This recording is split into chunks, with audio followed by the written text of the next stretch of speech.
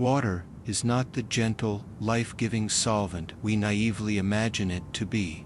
When stripped of earthly context and subjected to the brutal, unyielding mechanics of immense planetary gravity, it transforms into an engine of absolute annihilation.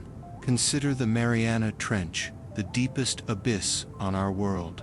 At nearly 11 kilometers down, the pressure is a crushing 1,000 times greater than at sea level. It is a force capable of imploding a titanium submarine in a fraction of a millisecond, reducing advanced engineering to twisted foil. Yet, even in that absolute, abyssal dark, there is a definitive boundary, a floor, a solid, reliable bedrock of silicate and basalt, where the ocean finally terminates and the planetary crust begins. Our intuition demands this architecture. We are terrestrial organisms, neurologically wired to believe that beneath every fathomless depth, no matter how profound, there is eventually solid ground to arrest our fall. Physics, however, is not bound by the limitations of human comfort. Across the scattered star systems of our galaxy, there exist planetary masses that completely shatter this fundamental assumption. We are detecting spheres of terrifying scale where the ocean does not stop at 11 kilometers, or 100, or even 1,000. Imagine an unrelenting descent into a global body of water that extends downward into the abyss for thousands of miles, a planetary liquid void entirely devoid of continents, shorelines, or shallows. As you sink beneath the violent atmospheric storms, the light from the parent star vanishes within the first few hundred meters, replaced by an eternal, suffocating expanse of black liquid. As the descent continues, the pressure multiplies not by thousands, but by millions. At these apocalyptic depths, the fundamental chemistry of water breaks down and undergoes grotesque structural changes. The hydrogen and oxygen molecules are crushed together with such severe force that the standard liquid state is mathematically impossible. It does not freeze from the cold, it solidifies from sheer mechanical terror, transitioning into bizarre, high-pressure phases of exotic hot ice that burn at thousands of degrees while remaining rigidly solid. There is no rock to hit. There is no seabed to rest upon, just a claustrophobic, inescapable descent into a crushing singularity of supercritical fluid. We have spent decades aiming our instruments at the dark, searching for pale blue dots, hoping to find quiet mirrors of our own gentle world. Instead, the cosmos has answered with architectures vastly more hostile and immense. If you seek the uncompromising truth hidden within the dark expanses of the cosmos, subscribe and join us on this journey. The universe offers no comfort, only profound realities waiting to be understood, and the deeper we look into the water, the less familiar the physics become. To understand the magnitude of this cosmic deviation, we must first confront the lie we have constructed about our own home. We affectionately call Earth the blue planet. From the silent vacuum of low orbit, it appears dominated by a vast, unconquerable ocean, a world defined by its water. But this is a masterclass in optical illusion, a planetary-scale deception. If you were to take the Earth, a rocky sphere nearly 13,000 kilometers in diameter, and shrink it down to the exact dimensions of a standard billiard ball, it would feel entirely smooth to the human touch. The Marianas Trench and the peak of Mount Everest would be microscopic imperfections, practically imperceptible. All the water on our planet, every ocean, every raging river, every buried aquifer and frozen glacier counts for merely 0.02% of the planet's total mass. Our mighty oceans are, in reality, nothing more than a microscopic layer of condensation clinging desperately to a massive sphere of iron, silicate, and magma. It is a wet film on a cosmic pebble. This hyper-thin membrane of liquid is the entire stage upon which the brutal drama of terrestrial biology has unfolded. Because we evolved within the confines of this moisture, our biological bias dictates our scientific intuition. For generations, astronomical models and the philosophies of exobiology were built upon this narrow, arrogant prejudice. We assumed that liquid water was a delicate anomaly. We believed it could only exist as a superficial coating on a solid, rocky substrate, requiring a perfectly tuned orbit, the so-called habitable zone, to prevent it from instantly freezing into barren ice or violently boiling away into the vacuum of space. The search for life and the search for other worlds was fundamentally an exercise in searching for a mirror. We were looking for Earths. In the late 20th century, this quest shifted from theoretical philosophy to rigorous, unforgiving mechanical engineering. The universe does not willingly reveal its architecture. It must be extracted through the observation of infinitesimal shadows and subtle gravitational distortions. To detect planets orbiting stars hundreds of light years away, astrophysicists developed the radial velocity method. As a planet orbits a star, its gravity tugs on the stellar mass. The star does not remain perfectly stationary, it wobbles. By capturing the star's light and feeding it through a spectrometer, scientists can observe the Doppler shift of the light waves. As the star is pulled slightly toward us by its unseen planet, the light waves compress, shifting toward the blue end of the spectrum. As it is pulled away, the waves stretch, shifting red. We were measuring the microscopic mechanical shudder of a star to prove that something was in the dark beside it. This was followed by the deployment of space-based observatories like the Kepler Space Telescope, which utilized the transit method. Imagine staring at a blindingly bright lighthouse situated 50 miles away through a dense, rolling fog. Now, imagine trying to detect a solitary moth flying across the beam of that lighthouse solely by measuring the microscopic drop in the total light reaching your optic nerve. That is the brutal, exacting reality of exoplanet photometry. Kepler fixed its gaze upon a patch of the Milky Way containing over 150,000 stars simultaneously. It did not take photographs. It recorded the raw, unfeeling data of stellar luminosity with a precision that borders on the absurd. If a planet crossed in front of its host star, the star's light curve would dip by a fraction of a percent. By analyzing the precise depth of that dip and the time between successive transits, astronomers could calculate the exact physical diameter and orbital period of the unseen world. It was mathematics extracted from shadows, millions of data points streaming back to server farms on Earth. For years, the data trickled in, painting a picture of a galaxy teeming with planetary systems. But as the catalogs of exoplanets expanded into the thousands, the numbers began to ruthlessly betray our expectations. The universe was not producing Earth twins. The mechanics of the cosmos were operating on a blueprint we had completely failed to anticipate. To comprehend why the data was so drastically wrong, we must rewind the clock to the violent, chaotic birth of a star system. Planets are not assembled in a gentle, orderly fashion. They are forged in the chaotic tempest of a protoplanetary disk, a swirling, flattened cloud of primordial gas and microscopic dust rotating around a newly ignited stellar furnace. In the inner regions of this disk, closest to the star, the ambient temperature is agonizingly high, Only elements and compounds with exceptionally high melting points, such as iron, nickel, and complex silicates, can survive to condense into solid grains.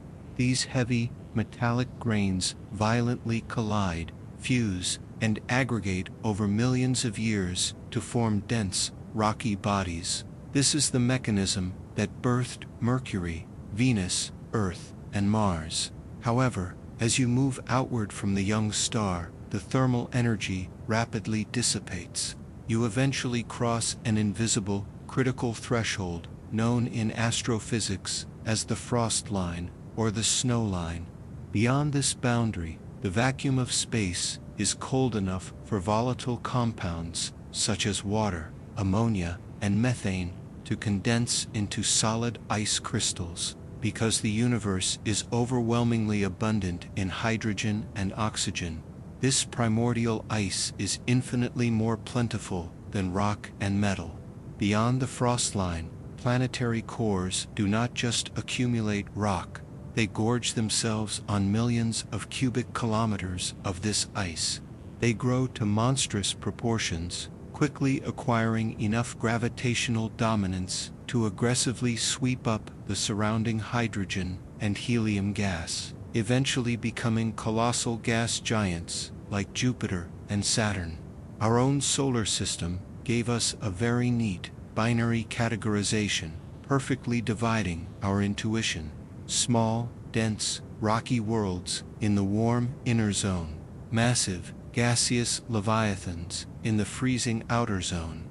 Water, in its liquid form, was merely a circumstantial afterthought, a temporary state existing only on the surface of our specific rock because of a lucky thermal equilibrium. Our common sense was entirely predicated on this binary architecture. We confidently believed this was the standard mechanical blueprint of planetary formation across the cosmos. Then, the data from Kepler and the transiting exoplanet survey satellite began to be cross-referenced and processed by a glaring, terrifying anomaly emerged from the statistical noise. The orbital mechanics and the master radius calculations revealed a galactic census that completely defied the architecture of our solar system. The most common type of planet in the Milky Way galaxy does not even exist in our solar neighborhood. They occupy a phantom category. In astrophysics, this statistical anomaly is known as the radius valley. We were finding thousands of worlds larger than Earth, but significantly smaller than Neptune. They were dubbed super-Earths and mini-Neptunes, placeholders for a reality we did not yet understand. The true paradigm shift occurred when scientists began to calculate the bulk density of these intermediate worlds. Density is the master key of planetary astrophysics. It strips away the visual mystery and tells you what a world is fundamentally constructed from. If you apply the formula for density mass divided by volume, you get a merciless, undeniable number. A planet composed of pure iron will be small but incredibly massive, yielding a high density. A planet composed of uncompressed hydrogen gas will be enormous but incredibly light, yielding a low density.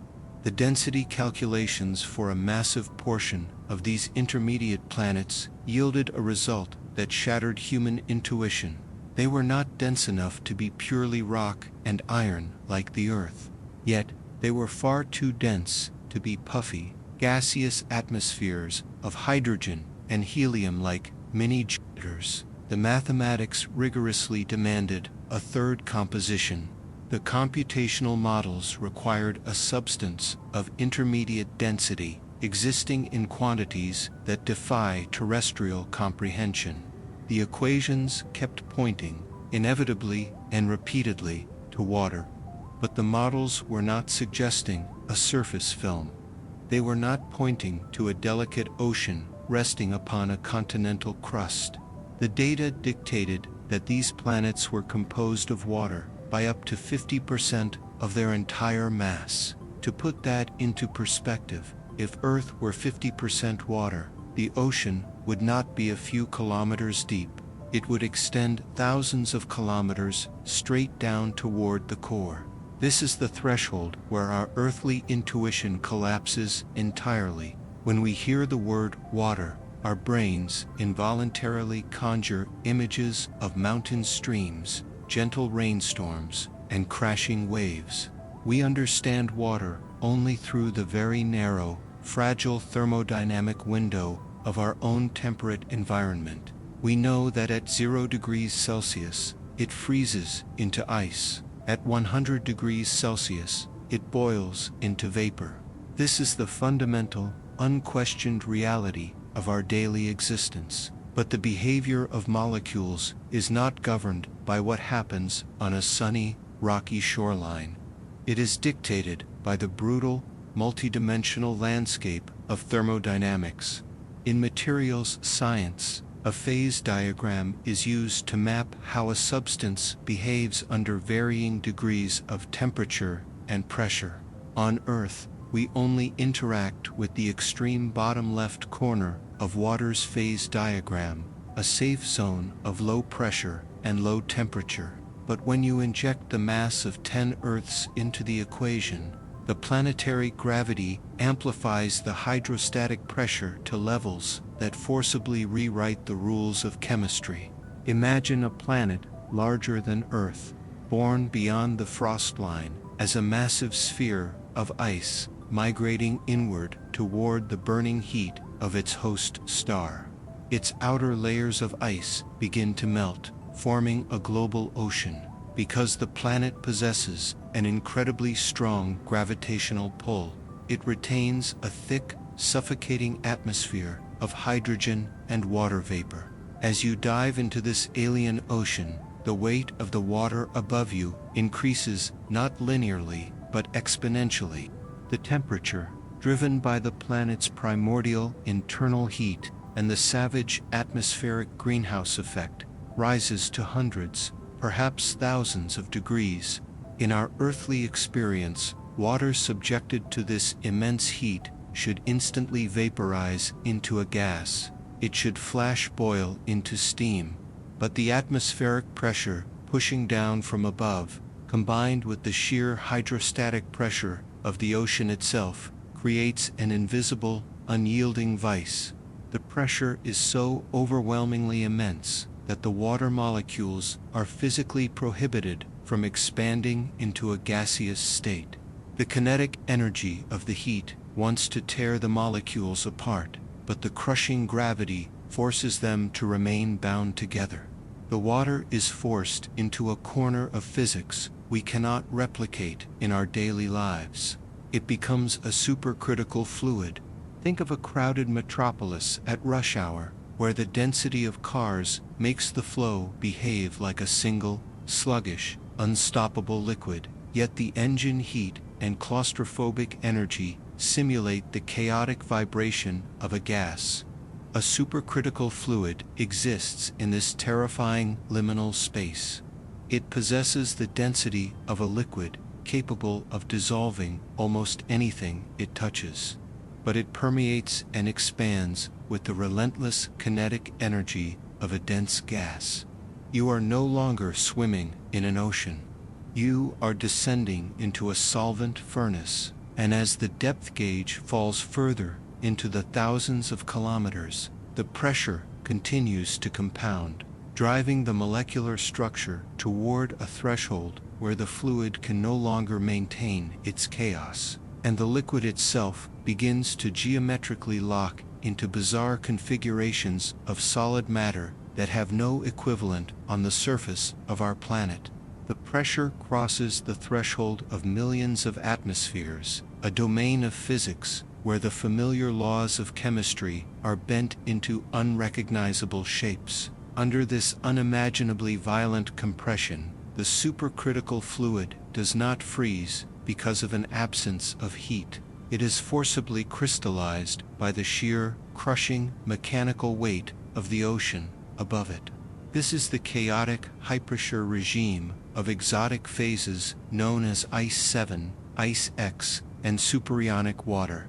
If you were to somehow extract a cubic centimeter of this substance and bring it to the surface, it would violently explode, expanding back into a gas. But confined in the abyssal depths of these massive worlds, it burns at thousands of degrees while remaining rigidly solid. At the quantum level, the immense gravitational pressure forces the oxygen atoms to lock into a dense, immovable, body-centered cubic lattice. They form a rigid, microscopic cage.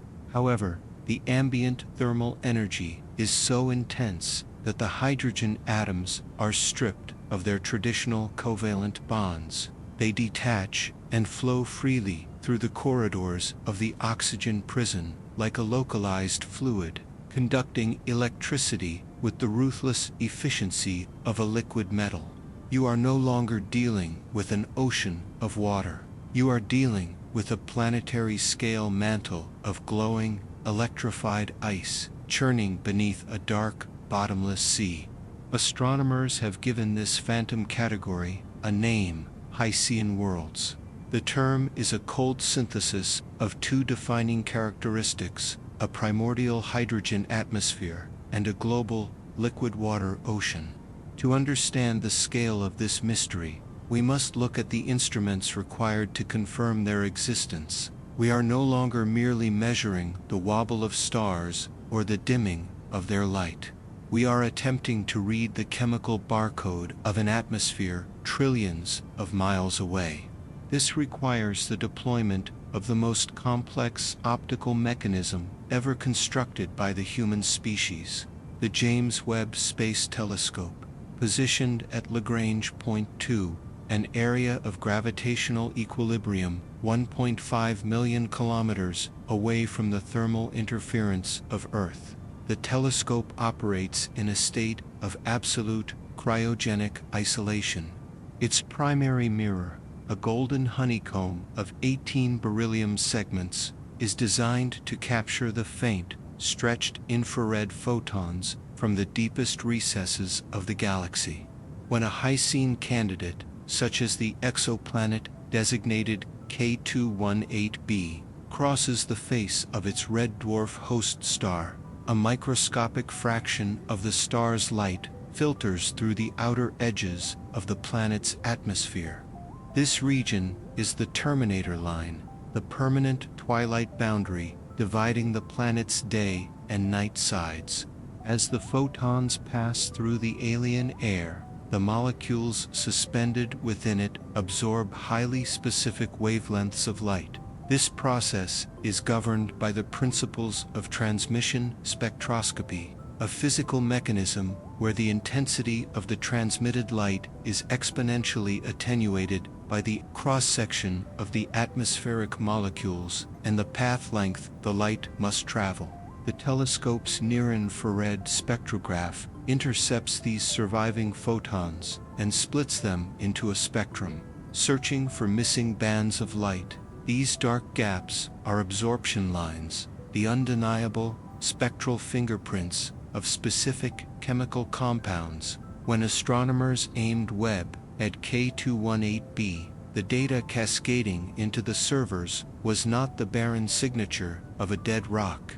The spectral lines indicated a heavy, suffocating atmosphere dominated by hydrogen but radically depleted of ammonia.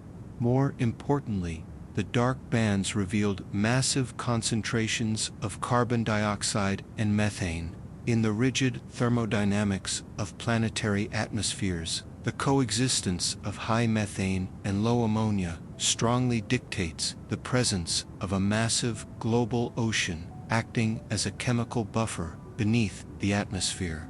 The sheer scale of this aquatic environment is paralyzing to conceptualize. On Earth, our oceans have an average depth of roughly 3.5 kilometers. If you were to drop a heavy stone into the Pacific, it would take a few hours to reach the abyssal plain. On a Hycean world, the ocean does not end at 4 kilometers. It extends downward for hundreds, perhaps thousands of kilometers. If you were to drop that same stone into the waters of a Hycean planet, it would fall through absolute, pitch-black silence for weeks. As it descends, the environment becomes increasingly hostile to the very concept of biology as we understand it. The upper layers of this ocean might possess temperatures and pressures resembling a tropical terrestrial sea, offering a brief, deceptive window of habitability. But because there are no continents, there is no shallow water. There are no tidal pools, no sunlit reefs, no rocky shorelines where minerals can easily accumulate and concentrate. It is an endless pelagic void. Without exposed land, the planet lacks the geological thermostat that stabilizes our own world, the silicate weathering cycle. On Earth, rainwater washes over exposed rock, drawing carbon out of the atmosphere and burying it deep within the crust. A slow, grinding mechanism that prevents our planet from turning into a runaway greenhouse inferno like Venus. A Hycean world has no exposed rock. The ocean is effectively insulated from the planetary core by the tens of thousands of miles of supercritical hot ice. The water and the atmosphere are locked in a closed, volatile loop, governed entirely by the violent radiation of the host star above and the crushing mechanics of gravity below. Yet, it is within this overwhelming, lightless abyss that the most terrifying questions arise. The chemical signatures detected by our orbital mirrors suggest a state of the presence of certain fragile molecules in a hydrogen-rich atmosphere implies that something is actively replenishing them. Fighting against the natural decay of the chemical environment, we are forced to look at the spectral data and wonder if the ocean, despite its colossal, crushing depth, is hiding a biological engine. But as the mathematical models attempt to simulate the behavior of organic chemistry within this hypersure crucible, we hit a theoretical wall. The equations begin to fracture. The physics suggest that this ocean is not a cradle for life, but a thermodynamic trap, a planetary-scale sterilizer, where the very forces required to spark biology are aggressively suppressed by the sheer insurmountable volume of the solvent itself. This is the grand, cosmic irony of the Hycean world, a paradox that has fractured the astrobiological community and exposed a terrifying flaw in our fundamental methodology. For over half a century, we have operated under a single, dogmatic directive in the search for extraterrestrial intelligence and biology: follow the water. Water is the universal solvent, the miraculous, polar medium that allows complex organic molecules to meet, interact, and organize into the delicate, reproducing machinery of biology. But this assumption is inherently biased by the shallow puddles of our own terrestrial existence. On a planet completely devoid of land, where the abyss stretches down for thousands of miles, water ceases to be a nurturing cradle. It becomes an unyielding, inescapable barrier. To understand this chemical dead end, we must dissect the very mechanics of how life is theorized to begin. The prevailing consensus regarding abiogenesis, the spark that ignites biology from dead chemistry, requires a highly specific set of environmental triggers. You need organic precursors like amino acids and nucleotides. You need a source of thermal or chemical energy, and crucially, you need a mechanism of concentration. Imagine trying to build a microscopic, complex watch by throwing individual, disassembled gears into the Pacific Ocean. The chances of those gears floating together and perfectly interlocking are zero. The ocean is simply too vast. It disperses and dilutes everything. On Earth, life likely bypassed this dilution problem by utilizing the architecture of the solid crust. It began in shallow tidal pools that underwent constant cycles of wetting and drying, evaporating the water to force the chemical building blocks closer together until they bonded, or it began deep underwater at the exact boundary where the ocean meets the rocky mantle, clustering around hydrothermal vents. These towering, volcanic chimneys, known as black smokers, pump superheated water, rich in iron, sulfur, and phosphorus, directly from the planetary core into the ocean. The porous rock of the vents acts as a physical scaffold, a natural laboratory where chemicals are trapped in microscopic compartments, artificially concentrating them until they reach the critical density required to form the first strands of RNA. Now, transpose this absolute requirement onto the architecture of a Hycean world. The surface is a violent, churning expanse of waves under a thick hydrogen sky, bombarded by ultraviolet radiation from the host star. This radiation could, theoretically, synthesize simple organic compounds in the upper atmosphere. But once those compounds rain down into the ocean, the mathematics of probability completely collapse. There are no shallow tidal pools to concentrate them. There are no shorelines to trap them. The organic material simply sinks into the abyss, dispersing across a liquid volume hundreds of times greater than all the oceans of Earth combined. They become infinitely diluted, wandering through the pitch-black water, never encountering another molecule with which to bond. But the physical dilution is only the first layer of the paradox. The deeper, more insidious problem lies in the fundamental thermodynamics of polymer formation. The biological structures that define life, proteins constructed from amino acids and DNA constructed from nucleotides, are formed through a specific chemical reaction known as dehydration synthesis. To bind two amino acids together, you must extract a molecule of water from them. It is a process that fundamentally requires the expulsion of water. According to Le Chatelier's principle, a fundamental law of chemical equilibrium, a reaction will always try to balance itself against the conditions of its environment. If you place these fragile, nascent polymers into an environment that is completely and totally saturated with water, the chemical equilibrium violently shifts in the opposite direction.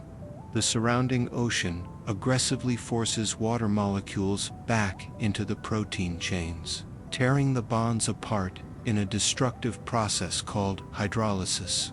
The water literally digests the building blocks of life on a world composed entirely of water, without dry land to escape the solvent. The ocean dissolves the architecture of biology infinitely faster than it can ever assemble. It is a thermodynamic trap, a planetary-scale sterilization engine operating under the guise of a habitable zone. Yet, scientists holding out hope for Hycean life point to the deep.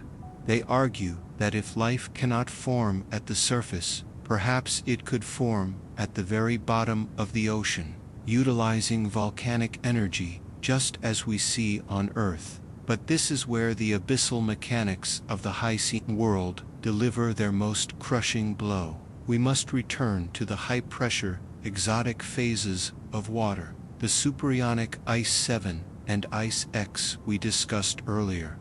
On Earth, our liquid ocean sits directly on top of a rocky, silicate seabed.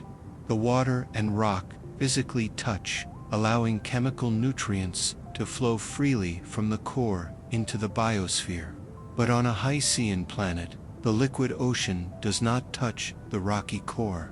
Because the ocean is so incredibly deep, the hydrostatic pressure at the bottom forces the water to solidify into a global mantle of exotic ice, tens of thousands of kilometers thick.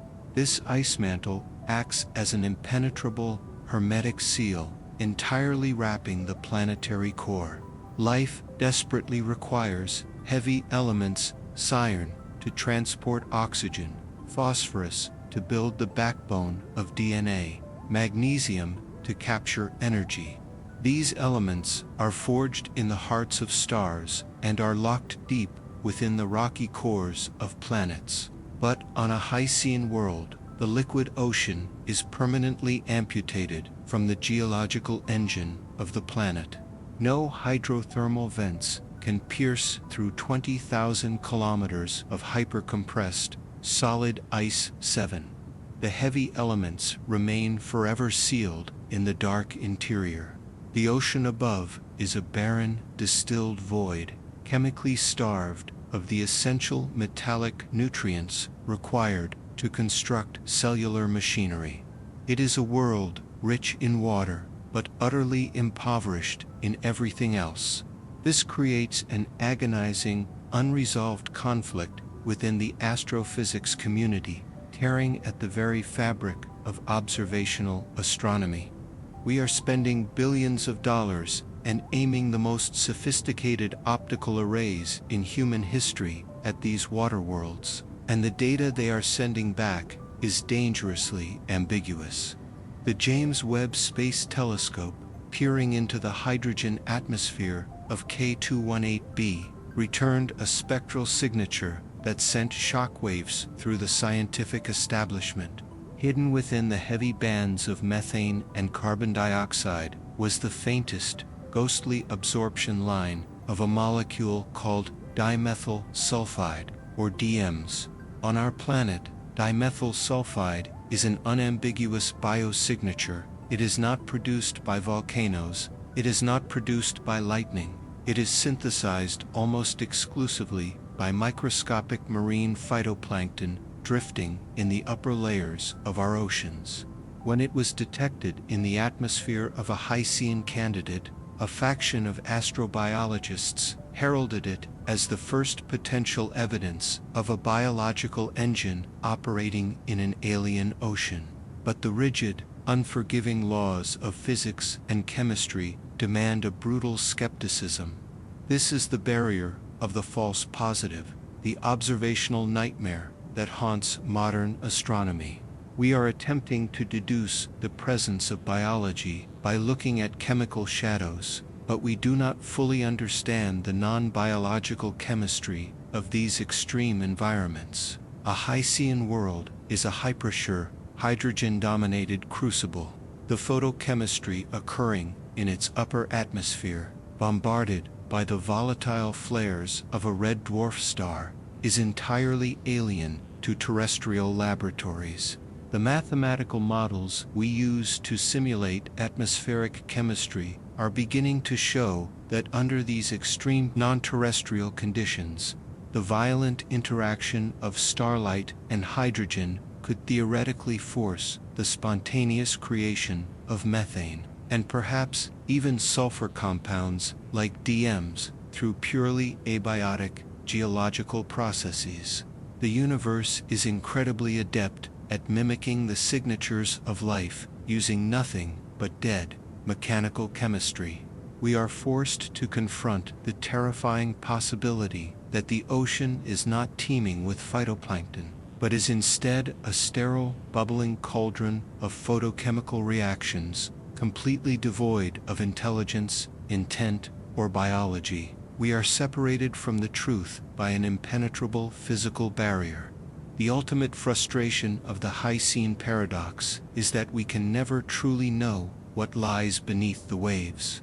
The scientific method relies on physical verification, on dropping a probe into the environment and measuring the reality of the situation. But the mathematics of hydrostatic pressure dictate that these oceans are forever locked away from our physical reach. If we apply the fundamental equation of fluid pressure, where pressure is the product of the fluid's density, the gravitational acceleration, and the depth, the numbers become catastrophic almost immediately. If humanity were to construct a probe from the strongest titanium alloys and carbon nanotubes, engineered to withstand the crushing depths of the Mariana Trench, and we dropped it into a Hycean ocean, it would not even scratch the surface of the true abyss. As the probe descends, the pressure would rise exponentially.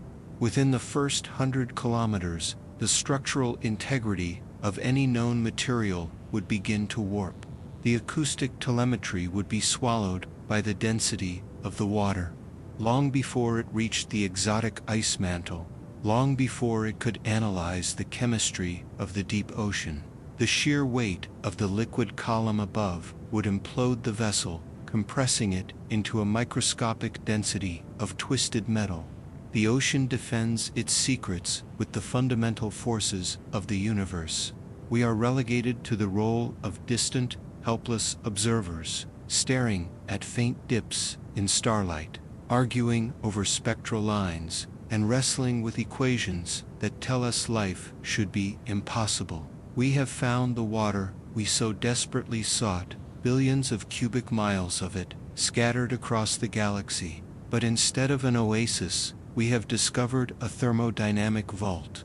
The ocean, unbound by the limitations of land, has grown into a monster, a planetary-scale mechanism that traps its own chemistry, suppresses its own potential, and silently crushes anything that attempts to cross its threshold. This singular, unyielding physical barrier forces us to confront a revelation that fundamentally shatters our understanding of our place in the cosmic architecture. For over 4 centuries, since the moment Nicolaus Copernicus removed the Earth from the center of the solar system, human philosophy and modern astrophysics have been bound by the Copernican principle. This is the overarching assumption that there is nothing special, nothing privileged, and nothing unique about our position in the universe. We are an average planet orbiting an average star in an average spiral arm of an average galaxy. It was a humbling doctrine, but it offered a comforting corollary. If we are merely average, then the universe must be utterly teeming with worlds exactly like ours. We expected the cosmos to be a mirror. We expected to find the sky littered with pale blue dots, complete with rocky crusts, shallow seas, and temperate atmospheres. But the relentless influx of photometric data from our orbital observatories has ruthlessly dismantled this comforting illusion. The statistical dominance of Hycean worlds and mini-Neptunes dictates a new, terrifying reality. The Earth is not the average. The Earth is a profound, microscopic anomaly. We are a statistical freak of planetary formation. The razor-thin margin of error that allows for our existence is mathematically terrifying. If our primordial protoplanetary disk had contained even a fraction of a % more water, or if our orbit had stabilized just a few million miles further past the frost line during the violent accretion phase, the Earth would not be a terrestrial haven. It would have accumulated an insurmountable volume of volatile ice, migrating inward to become a crushing global ocean. We exist solely because our planet is bizarrely, atypically dry. We are surviving on a rocky cinder that managed to capture just enough moisture to lubricate the machinery of biology, but not enough to drown the geological engine. We are not the cosmic standard. We are the outlier, a fragile chemical fluke clinging to the edge of a universe that prefers to build abyssal vaults. This revelation casts a dark, chilling shadow over one of the most profound scientific mysteries of our time, the Fermi paradox. Formulated by the physicist Enrico Fermi, the paradox asks a brutally simple question. If the universe is unimaginably vast, and the ingredients for life are ubiquitous, where is everybody? Why is the sky so violently silent? For decades, we have desperately searched for the great filter, the theoretical, evolutionary, or technological barrier that prevents civilizations from colonizing the stars. Our existential fears led us to imagine this filter as a catastrophic event of our own making. We assumed civilizations annihilate themselves with thermonuclear fire, or engineer artificial superintelligences that mathematically calculate the obsolescence of their creators, or trigger runaway ecological collapse. We looked at the stars and imagined the ruins of fallen empires, destroyed by their own hubris. But the mechanics of the Hycean world suggest a far more sinister and utterly indifferent solution. The Great Filter is not a dramatic, fiery apocalypse. The Great Filter is water. It is a slow, silent, thermodynamic prison. The universe is not a barren desert, it is a flooded tomb. If the vast majority of potentially habitable planets in the Milky Way are dominated by oceans hundreds of miles deep, then the vast majority of the galaxy's biological potential is permanently trapped in a state of arrested development. The universe is endlessly capable of mixing water and organic molecules, but it violently denies them the shallow, stable interfaces required to evolve beyond simple, isolated chemistry. The cosmos is choked with potential, but paralyzed by its own scale. There may be billions of worlds where the spark of life is constantly attempting to ignite in the upper layers of a dark ocean, only to be dragged down into the supercritical abyss by the relentless gravity, dissolved and destroyed by the very solvent that birthed it. The silence of the universe is not the silence of the dead, it is the muffled, suffocating silence of the drowned. The true horror of this reality, however, is not just one of physical architecture, but of time. To understand the ultimate consequences of these oceanic worlds, we must examine the stellar engines that illuminate them. The vast majority of confirmed and candidate Hycean planets do not orbit massive, yellow, G-type stars like our Sun. They orbit M-dwarf stars, the dim, red embers that make up over 70% of the stellar population in the Milky Way. The physics of an M-dwarf operate on a timescale that renders human history completely meaningless. Our Sun generates energy through a radiative core, a process that is relatively fast and inefficient. In roughly 5 billion years, our star will exhaust its hydrogen, expand into a monstrous red giant, and incinerate the Earth, boiling our shallow oceans away into the vacuum of space. Our biosphere has a definitive, inescapable expiration date. But a red dwarf is a fully convective star. Its internal plasma boils and churns from the core all the way to the surface, constantly mixing its fuel. This convection allows the star to fuse hydrogen with agonizing, microscopic efficiency. An M-dwarf does not burn out in billions of years. It burns for trillions of years. This means that the Hycean worlds locked in orbit around them are practically eternal. Long after our Sun has expanded and died, long after the Earth has been reduced to a scorched, lifeless cinder, and long after the great, bright stars of the Milky Way have detonated into supernovas and faded into cold, white dwarfs, these dark, oceanic worlds will remain. They are the final, enduring state of planetary matter.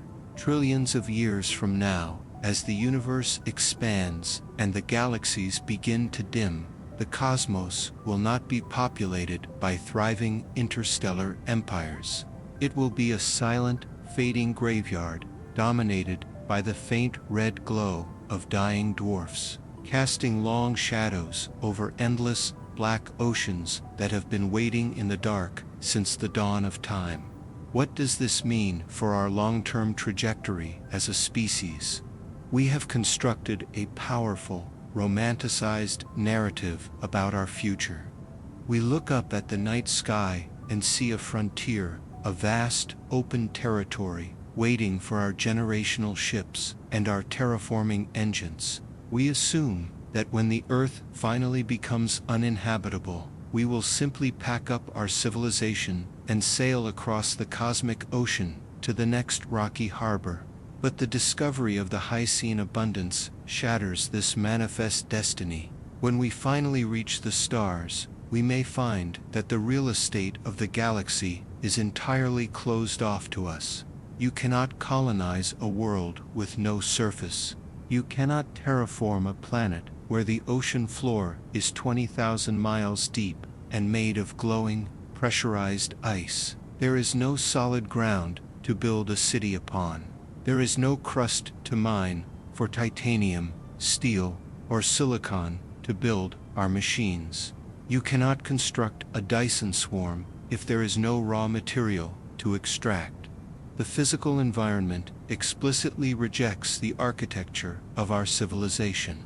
Even if we could engineer floating megastructures to drift in the upper atmosphere, the violent stellar flares of the red dwarf and the crushing gravity of the planet would eventually tear them apart. We would be marooned, surrounded by water we cannot drink, on a world we cannot touch. The universe has built an infinite number of worlds, but it has not built them for us.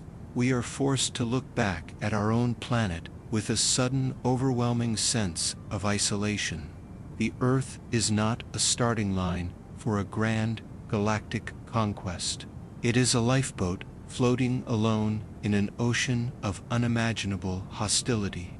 The realization that the majority of the universe's liquid water is locked away in these terrifying, high-pressure vaults leaves us staring into the void, deeply aware that our biology, our intelligence, and our entire existence are confined to a microscopic anomaly of dry rock. The cosmos does not harbor a hidden sanctuary for our species. It offers only endless depths and silent, churning pressure. And as we continue to map the galaxy, plotting the coordinates of these giant, waterlogged spheres, we are inevitably forced to consider the ultimate, terrifying endpoint of this astronomical reality, where the universe is not an expanding frontier of endless possibility, but a closed thermodynamic system operating with brutal, uncaring efficiency. We gaze into the dark and project our own desperate need for companionship onto the stars.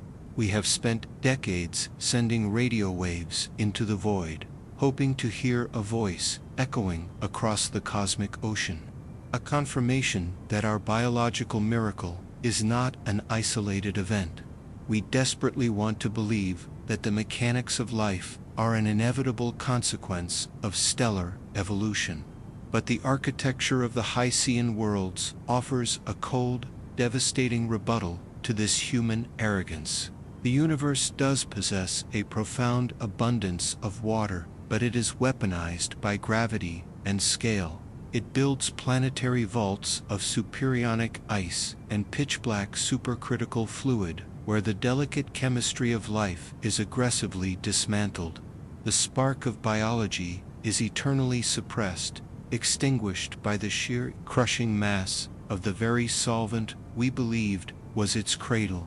This forces a terrifying recalibration of human philosophy. We are not the vanguard of a living cosmos, destined to inherit the stars. We are a microscopic, transient error in a machine designed overwhelmingly to produce dead, watery leviathans. To stand on the surface of the Earth, to feel solid rock beneath your feet, to breathe a thin, transparent atmosphere, is not to experience the standard condition of the universe. It is to balance on the razor's edge of a statistical impossibility. We are the beneficiaries of an absurdly narrow set of geological and astronomical accidents. A fraction of a percent more ice during our formation, a slight shift in the orbital mechanics of our primordial solar system, and the entirety of human history would be erased before it could even begin, replaced by thousands of miles of suffocating, lightless depths. There is no grand design waiting to catch us when we inevitably exhaust the resources of this fragile anomaly. There is no galactic harbor prepared to receive our refugee ships. The vast majority of the potentially habitable real estate in the Milky Way is permanently foreclosed to our biology, governed by extreme alien physics that will instantly crush our deepest technological ambitions. We are trapped in a cosmos that is physically incompatible with our survival beyond the microscopic bubble of this solar system. We must abandon the delusion that the cosmos was built for us to eventually conquer. The universe is an unfeeling physical process, dominated by dark, abyssal oceans that have existed since the early epochs of galactic formation. They will continue to churn under the faint, violent light of red dwarf stars for trillions of years into the future, long after the brief spark of human civilization has faded into a forgotten geologic record, long after the Earth itself has been vaporized by the expanding sun. These silent water worlds will remain. They will endure in the perpetual dark, locked in their immense gravity, endless, lightless, and absolutely indifferent to the fact that we were ever here at all.